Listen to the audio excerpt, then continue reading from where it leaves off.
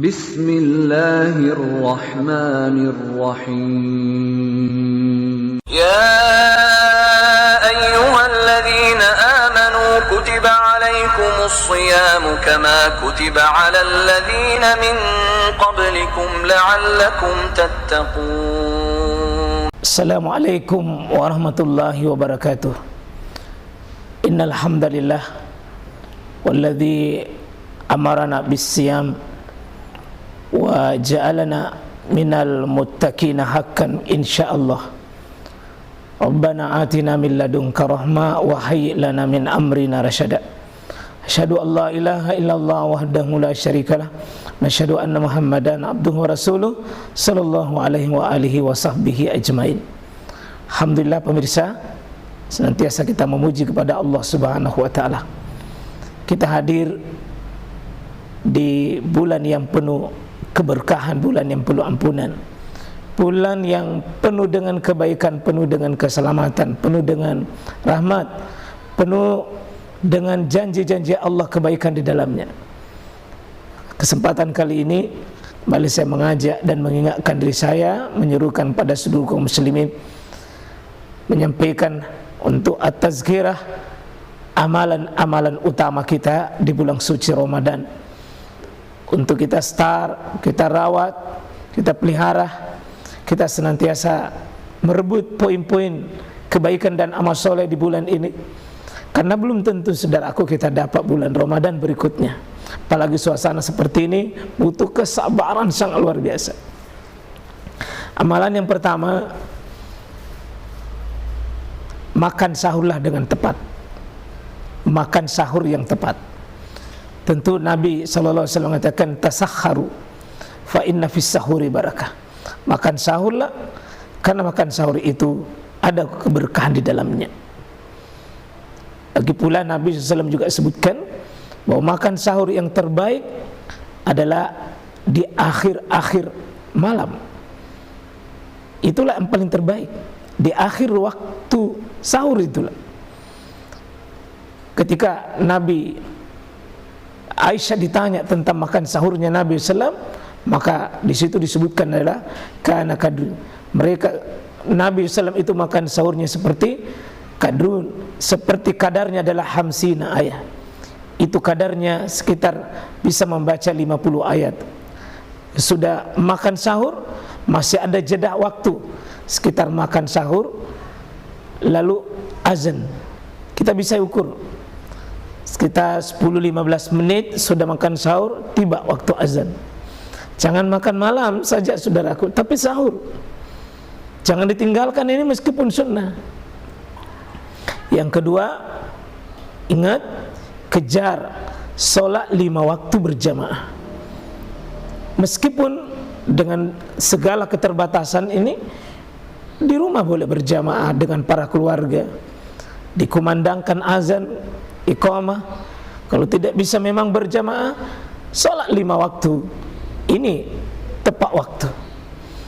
Untuk tidak bisa melalaikan hal yang bisa kita lakukan.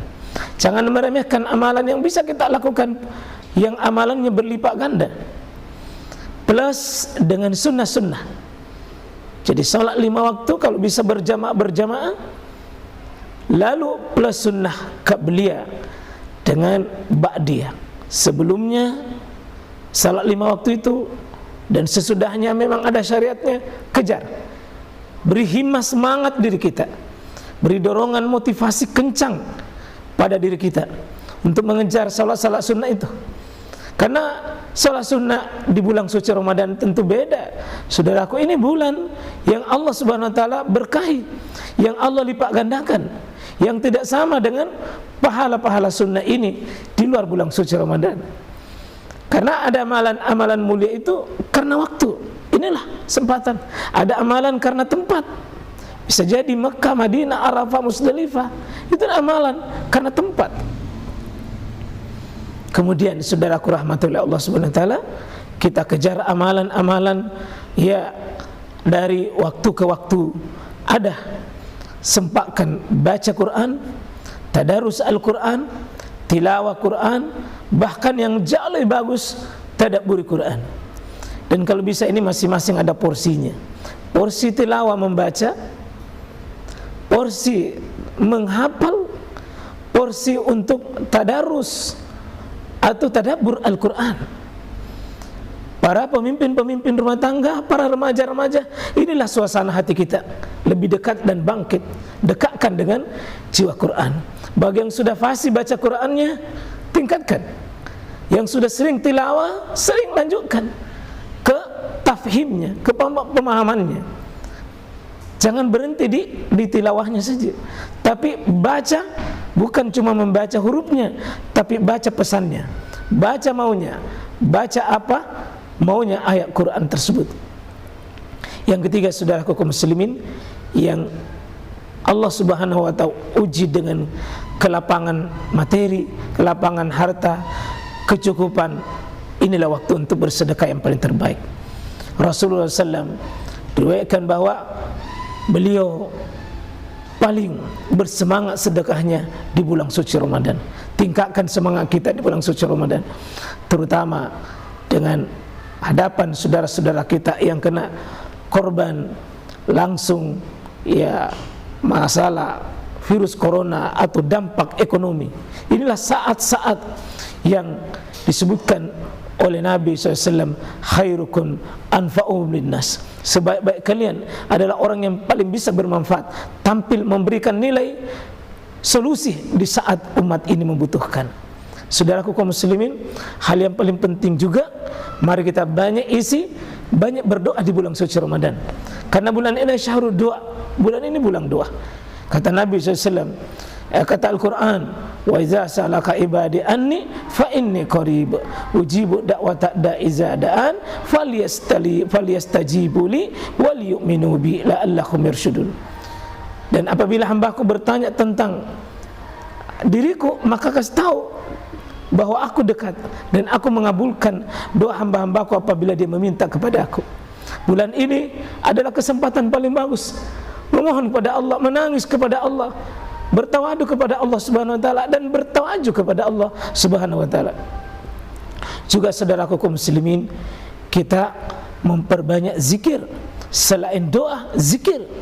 Perbanyak zikir-zikir, dan sebaik-baik zikir adalah zikir tilawatul Quran. Juga hal yang paling penting adalah tingkatkan kualitas ilmu kita. Mendapatkan ilmu itu mulia, tetapi jauh lebih mulia lagi saudaraku kalau bisa mendapatkan keberkahan ilmu bulan suci Ramadan. Mari kita isi sisa-sisa waktu kita di bulan Ramadan ini dengan banyak baca sesuatu yang bermanfaat, yang mendengar bermanfaat, dan selamat tinggal hal-hal yang tidak bermanfaat bagi kita. Dan juga paling penting, saudaraku rahmatullah Allah Subhanahu wa taala, kita juga bisa boleh istirahat, boleh tidur, tapi jangan menjadikan tidur sebagai porsi yang besar. Jangan menjadikan tidur sebagai tujuan. Jangan menjadikan tidur untuk mengalihkan waktu kita. Terlalu rendah nilainya saudaraku. Dan tolong jangan pakai hadis-hadis yang melemahkan kaum muslimin, bahwa an-naum lis-saim al-ibadah. Ternyata tidur bagi orang yang berpuasa adalah ibadah. Itulah hadis penghancur umat saudaraku. Boleh tidur, karena itu bisa, tidurnya orang beriman di siang hari bisa berkualitas jika diniatkan untuk beribadah, tapi jangan berlebih-lebihan. Selamat ke semuanya insyaallah.